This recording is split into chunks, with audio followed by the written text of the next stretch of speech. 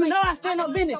Why you even letting somebody play with me like that? Why you letting somebody play with me like that? For years, King Harris told the world he was standing on business, cultivating an image of unwavering fearlessness and street credibility. But the moment the prison doors closed behind him, that carefully constructed persona shattered. According to a revealing account from an Atlanta gang leader, the reality of life inside paints a picture starkly different from the confidence King projected online. The so-called Prince of Trap is reportedly terrified behind bars. King had long assumed his family name, wealth, and musical legacy would insulate him from the harsh truths of street life. Yet, the insider claims, this privilege is precisely what makes him a target. King isn't built for the world he's been chasing, and his palpable fear is a deeply humiliating revelation for someone who spent years boasting about handling business. This is more than a story of a celebrity kid acting recklessly. It's a stark cautionary tale about the brutal clash between inherited privilege and authentic street politics.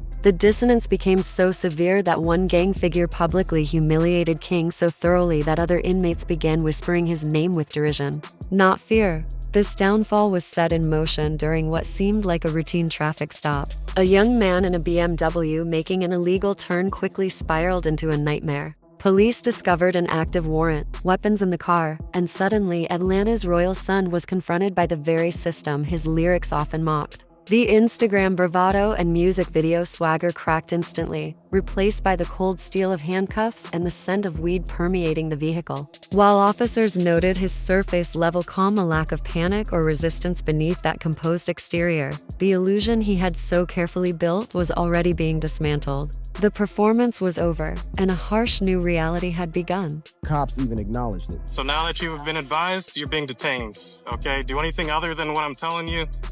And I mean, you seem like a cool... Maintaining composure during a traffic stop is one challenge. Surviving the rigid social order of prison is another. According to a gang leader's account, the fearless street persona King Harris cultivated shattered upon his entry. Rumors of his conduct and holding spread quickly, preempting his incarceration with a reputation of fear. Even commentators who typically defend young artists express confusion, with one notable DJ perfectly summarizing the central paradox: King's desperate fixation on a street image despite his life of inherent privilege. Why you even letting somebody play with me like that?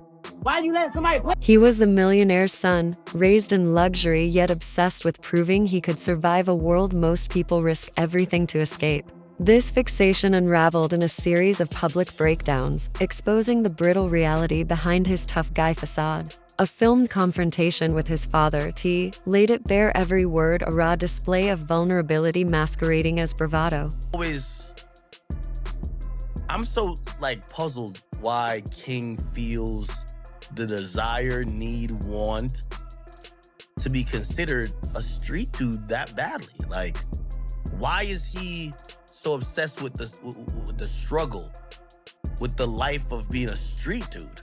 Street dudes ain't really... King Harris consistently boasted about standing on business, yet to his father and the public, his declarations seemed less like confidence and more like a desperate performance to prove he wasn't soft. This is precisely why the recent gang leader's revelation has been so damaging. Inside prison, the currency isn't Instagram fame or a powerful family name. It's survival and raw, unedited reputation. Upon his entry, insiders report that fear was visibly etched on King's face. An Atlanta street figure then shared a vivid account of King allegedly breaking down during a confrontation. The story spread instantly, drawing laughter from both inmates and the outside streets. To them, his obsession with a crash-out persona looked like mere role-playing. Sources close to the intake process said he carried himself not like the chest-puffed figure from social media, but like a kid realizing his father's fame was worthless there. This starkly contrasts with his public persona of being fearless and unshakable. Even his mother, Tiny, unintentionally shattered this illusion with a single offhand comment, revealing the fragile reality behind the carefully constructed image. No, King changed for other reasons and he ain't got good sense. You see what I'm saying? Is that nigga not give us a question? Everybody know King ain't got, you know what I'm saying? He ain't got all his mom. Those were his mother's own words, not a critic or commentator. Tiny herself was calling out his posturing. This, paired with his father Te's visible frustration and direct expressions of disappointment, shattered the family's public unity and revealed a deep, personal rift over King's fabricated persona. To go over there. You cried and cried and cried when you couldn't go over there. We done got big house, big yard, nothing to do. But you want to be from the The saga of King Harris is a stark portrait of a profound identity crisis, a collision between inherited privilege and a desperate, self-destructive pursuit of authenticity. Here was a young man, not raised in the streets, but one who actively chased them, craving a validation so intensely that he tried to manufacture it himself. This is the core of the hypocrisy that captivates public attention. His father, T, built a latter-day brand on being a reformed hustler, a role model preaching accountability and the perils of street life. Yet, his own son was seen sprinting headlong into the very traps his father warned against, doing so with a bravado that mocked the lessons T espoused. The image of a united, resilient family shattered on the hard concrete of an Instagram live argument, where a frustrated T faced a shouting King,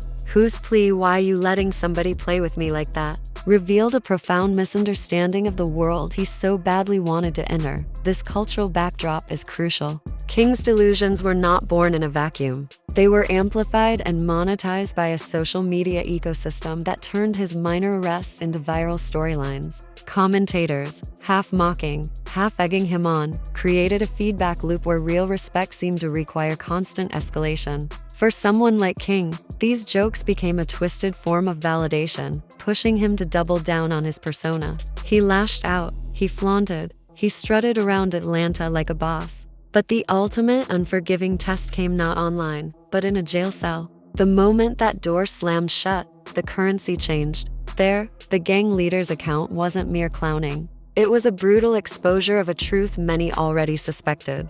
It stripped away the final layer of King's facade, revealing not a feared figure, but a terrified young man. The psychological impact of this humiliation is catastrophic. Years spent convincing the world you are a lion are rendered meaningless the first time you freeze upon entering the jungle. This destroys more than ego. It obliterates credibility. And for King Harris, credibility was the only thing his privilege couldn't buy him.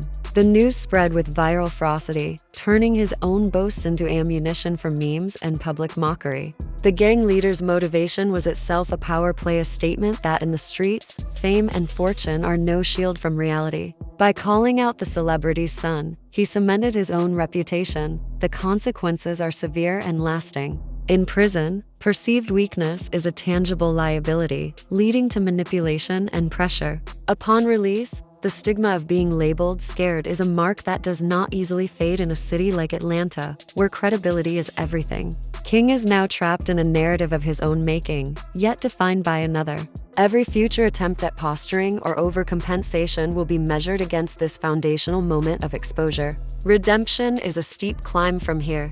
This was not a simple failure, but a direct collision between a crafted persona and an unyielding reality. The gang leader didn't just embarrass King Harris, he defined him. And unless King can find a way to radically and authentically rewrite this narrative, he will be remembered not as the Prince of Trap, but as the young man whose business finally stood on nothing but air.